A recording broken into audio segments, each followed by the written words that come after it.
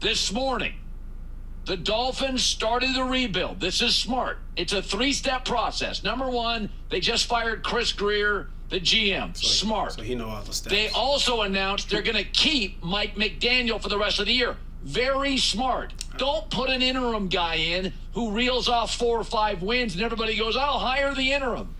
Okay, don't do that. I agree with that. You know what Miami's got to do next? Go hire Lane Kiffin.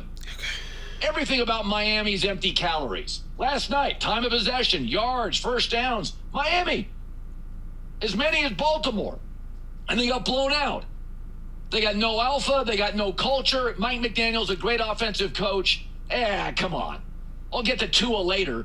Here's why you go hire Lane Kiffin. Okay. Number 1 offense in college football last several years. Half the SEC quarterbacks this year, all that first-round draft quarterbacks, everybody's talking about what a great quarterback draft it's going to be. 4 of the 8 best quarterbacks are from the SEC. Lane recruited them. Lane faced them. Lane's looked at film of them. Nobody knows the great. SEC quarterbacks better than the current best offensive coach. So you get all the Mike McDaniel innovation, but you get an alpha. He played the position. I'm trying to let He's him a finish. guy's guy. I'm trying to let him finish. He's got an attitude. That's what Miami lacks. They got a smart guy in the building. He's a guy's guy. He's got an attitude. He's an alpha. Colin, what the fuck? What? What's going on, everybody? My name is Daniel Augustin. This is Multi-Hyphenate AF. Won't you kindly do me the favor of tapping that subscribe button so we can be locked in? You dig? Let me jump in on this really quick. I'm a big fan of Colin Cowherd. Just keeping it 1,000 with you. Big fan. But he got takes where sometimes I am not sure if he genuinely believes what he's saying or if he is selling out for the big media play. See, Colin needs the craziest thing to happen in sports so he can have the craziest topic. Sometimes when you're just relying on the game, strength versus strength, and this is going to happen versus this team is going to play, it could get a little boring because it's just like, oh, they played last night and would you guess who won? Instead, though, when you get crazy shit to happen, like, Shedeur Sanders, his media craze has been insane. Colin went on his own run with that. You see what Shedeur Sanders did to Mel Kiper. The media thing sometimes gets ahead of the actual game. I think this take is insane. Why is Lane Kiffin perfect for the NFL? He has yet to even accomplish winning, true winning in college. And Colin's over here talking about how Lane Kiffin is apparently, he's seen the best quarterbacks in the SEC and he's played against them. He's the head coach of his team. So he's had Jackson Dart, and right now he's got Trinidad Chambliss, but he's not the defensive coordinator. So he ain't got nothing to do with stopping the other quarterbacks. What is it exactly that he's supposed to do?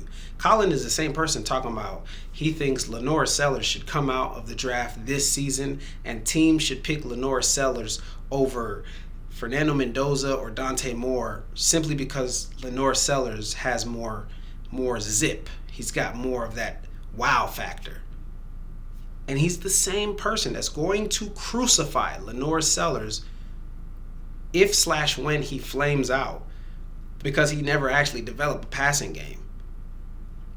So sometimes I'm trying to decipher, am I listening because I'm entertained by him? Am I listening because he's informative? Am I listening because he's plugged up to certain NFL sources and that's where I can get good sports news? Am I listening because I like his delivery? Why am I listening to this guy? Because sometimes he's saying crazy things that don't make sense. Lane Kiffin is empty calories. Like I've been saying, if the Gators hire him, I'm going to get on the Lane train. I will root this guy on, but I haven't seen the results is what I'm saying. Before Urban Meyer came to the University of Florida, he had just won the Fiesta Bowl. He won it. And a lot of the coaches now in the SEC, a lot of these coaches right now that are being talked about for LSU and for Florida. Two of the top SEC jobs. Two of the top 4. Georgia, Alabama, LSU, and Florida. Those are the top 4 SEC schools. And people are talking about James Franklin and Lane Kiffin and Pat Summerall and Eli Drinkowitz. These are a bunch of almost people.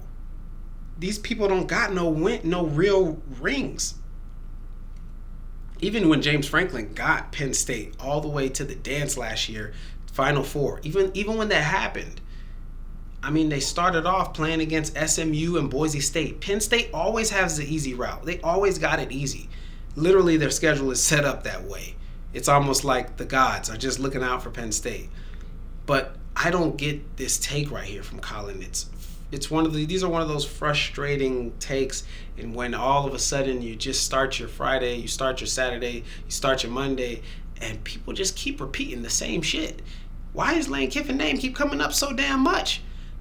We hyping him up harder than anybody else. We're making him a part of the story. Did Lane's PR person reach out to Colin Cowherd and try to get his name mentioned? Why would he even say this?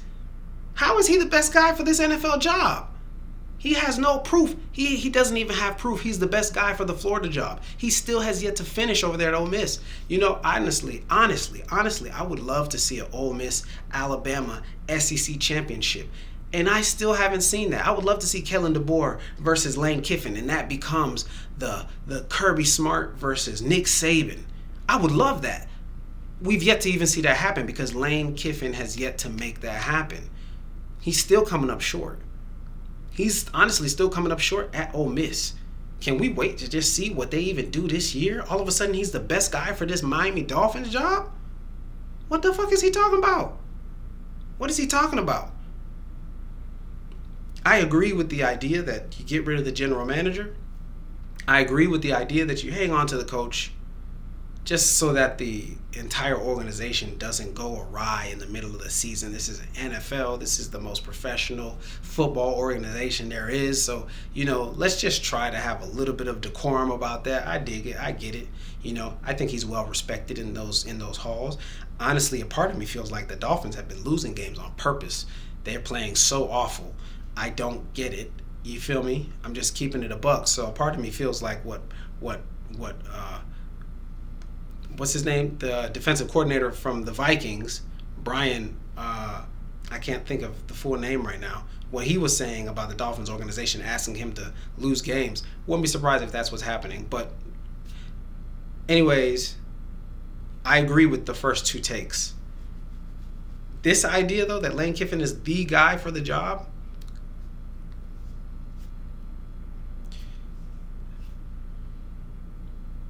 I don't know why we listen to these people sometimes. I'm going to keep it 1,000%. Maybe it's their consistency. Maybe it's the fact that they're shameless with their takes and the fact that they have a lot behind the machine, making the show look better with all the bells and whistles. Maybe it's the access that they have. I don't know. Takes like this got to make you question that, though. Got to make you question that. There's not a single thing Lane Kiffin has done to show and prove that he is the right guy for the job. He has had an empty calorie. He's probably got the most empty calories out of college football. James Franklin is a close second. Because Lane Kiffin is about to mess around and be the highest paid coach in college football, despite all of what Kirby Smart has done. But despite how hard Kirby Smart has gone, like Kirby has actually faced the dragon. He's faced Nick Saban, face up, and won. And we over here talking about Lane Kiffin as the guy who's supposed to come into the Miami Dolphins organization and get this place jumping? Come on, dog. Come on, Kyle. Come on, Herd. I don't even know what else to say about that, bro. That's just a crazy ass take, bro. You know, that's just crazy, bro. Come on, man. Respectfully speaking, what are we doing? What are we saying here? What are we talking about? What are we doing? What are we doing?